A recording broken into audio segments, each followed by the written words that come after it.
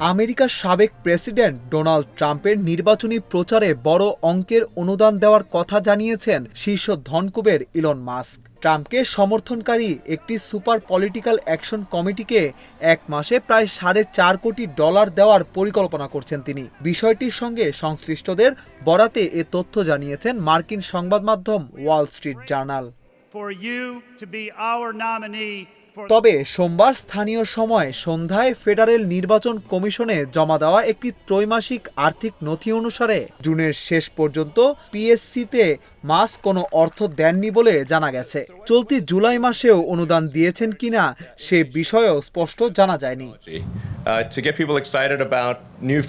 Tesla প্রধান Elon Musk বছরের পর বছর ধরে ডেমোক্র্যাট ও রিপাবলিকান উভয় দলের প্রার্থীদের অনুদান দিয়ে আসছেন।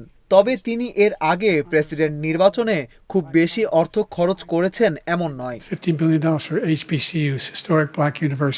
আগামী 5 নভেম্বর যুক্তরাষ্ট্রে প্রেসিডেন্ট নির্বাচন অনুষ্ঠিত হবে। এরই মধ্যে রিপাবলিকান পার্টি থেকে প্রার্থী হিসেবে ডোনাল্ড ট্রাম্পকে আনুষ্ঠানিক মনোনয়ন দেওয়া হয়েছে। অপরদিকে ডেমোক্র্যাট পার্টি থেকে আনুষ্ঠানিক মনোনয়ন না পেলেও এখন পর্যন্ত প্রেসিডেন্ট জো বাইডেনকেই প্রার্থী হিসেবে বিবেচনা করা হচ্ছে।